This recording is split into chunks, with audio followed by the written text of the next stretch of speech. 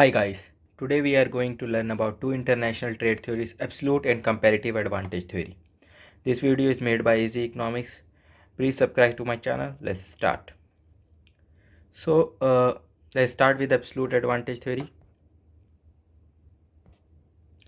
So absolute advantage theory, it is given by Adam Smith in 1776 in his book Wealth of the Nation.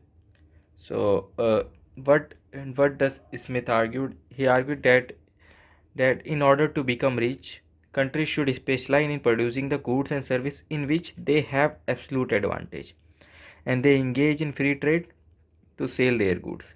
So what he mean by absolute advantage here?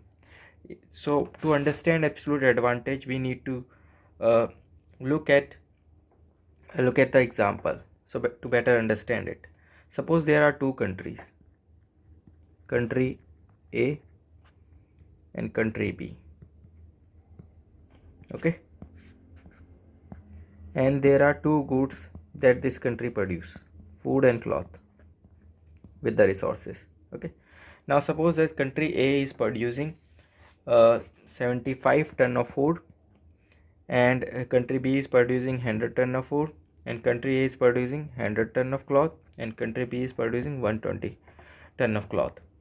So this combination is coming from production possibility frontier. Suppose this is production possibility frontier for country A. Okay, so there will be a combination where this is cloth and this is food, yeah, where this country is producing 75 ton of food and 100 ton of cloth. Okay, so there must be some point on PPC curve which is suggesting that country A choose to produce at this point. Similarly, there can be a production possibility frontier for country B, and country B choose to uh, do production at point where it is where the quantity of food is 100 and quantity of cloth is 120. Okay, now what is absolute advantage? Which country has absolute advantage here? So if you see, country B has absolute advantage in production of both the goods, food and cloth. How you can check the absolute advantage? You can clearly see that country B can produce more from country A. Okay, it can produce quantity of food more than country A, and it can also produce the quantity of cloth more than country A. Okay, so country B has absolute advantage in production of food as well as in production of cloth.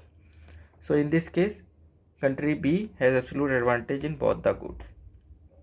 Now the absolute advantage theory shows कि if a country has absolute advantage in production of a commodity, this country should specialize in that production and should produce do that good and trade it with other countries.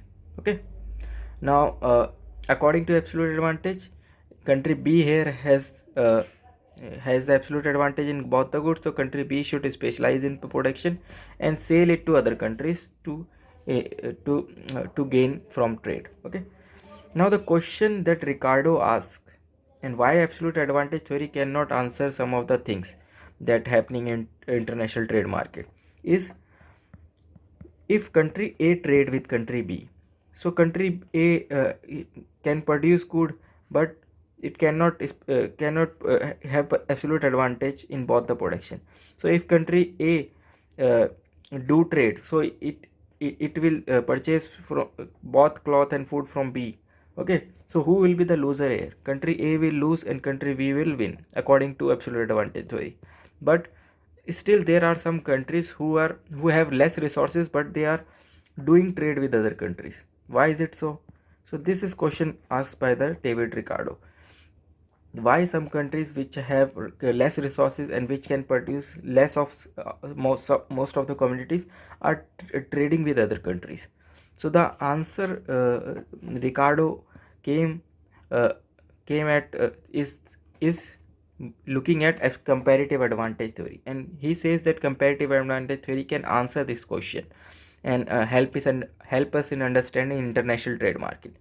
So David Ricardo in 19th century wrote a book, and in his book he developed this theory, comparative advantage theory.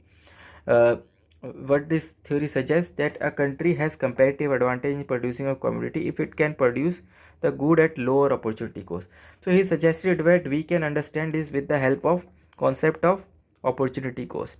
And if we look at the opportunity cost, we can actually find out why the country trades and why some countries trade in a particular good and other trade in other goods. Okay, so opportunity cost, as we know in economics, is the cost of best next alternative, but here is opportunity cost is the quantity of one good that has to be given up in order to produce an additional unit of commodity. Okay, it is nothing but the slope of PPC curve. As we know, production possibility frontier, you have to give up quantity of some good to produce one additional unit of other good. Okay, so this given up is the opportunity cost here.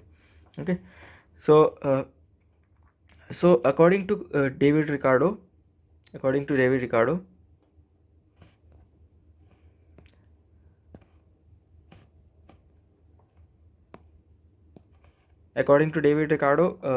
those countries who has low opportunity cost in production of commodity should produce that commodity. Okay, should produce that commodity. Now wait.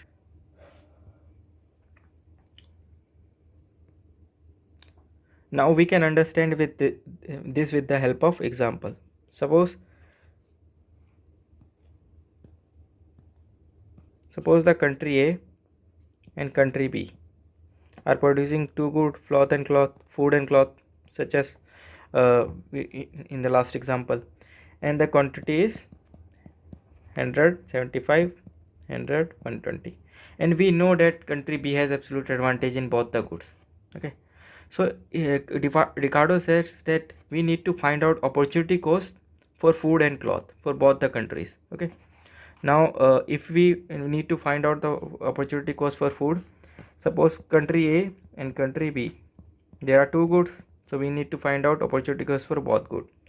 So for country A, food opportunity cost should be, so if you want to find out the opportunity cost for a particular good, you need to put the quantity of that good produced by the economy divided by the production of other good. Okay, which is 100 cloth, and if you solve it, you will get something around 3 by 4, or total 0.75 something. Okay, and similarly you can find out for cloth opportunity cost should be 100 divided by 75. It should be around 4 by 3 and 1.33 something. Okay, similarly for country B, we need to find out food opportunity cost and cloth opportunity cost.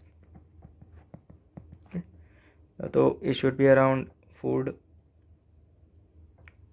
100 divided by 120 is 120 divided by 100, so it's around 6 by 5, it's around 5 by 6, and if you do total, it is around 3 by, or it is around 1 by 2. So if we see here, for food production, country A has opportunity cost 0.75, and for country B it is 0.83. So country A has a absolute comparative advantage in production of food. So according to David Ricardo, country A should produce food because it can specialize in food production, because it has low opportunity cost in or it can produce at food at lower cost than the other country, which is country B, which has opportunity cost of 0.83. Next we have to see for the cloth, the opportunity cost for country A is 133 and for country B is 1.2. So country B has low opportunity cost for cloth, so it has comparative advantage in production of cloth.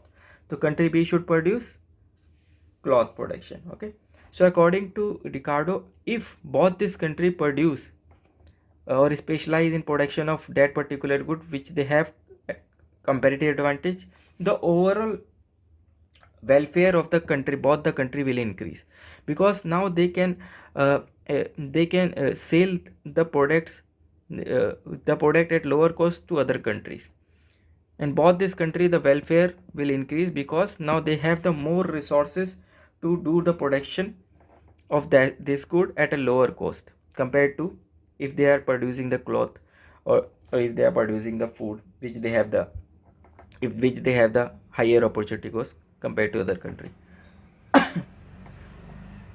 So David Ricardo answered the very important question that even if the country has absolute advantage in production of all the products, it can, but it can do the trade with other countries which do not have the absolute advantage in commodities, but they are specialized in production of a certain commodity, such as food here, in the case of country A.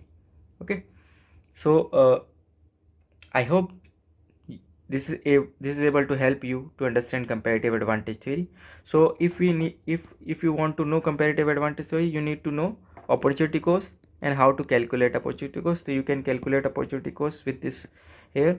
Okay, whenever you need to find opportunity cost, you need to put the quantity for which you want to find the opportunity cost, and you have to divide with the quantity of other products to able to find out the opportunity cost for that particular good, such as food here. Okay, the quantity of food should be here and the quantity of other goods should be here. Okay, in the two good case, you will be able to find the opportunity cost for food. And hope this able to help you. Good luck. See you in the next video. Thank you.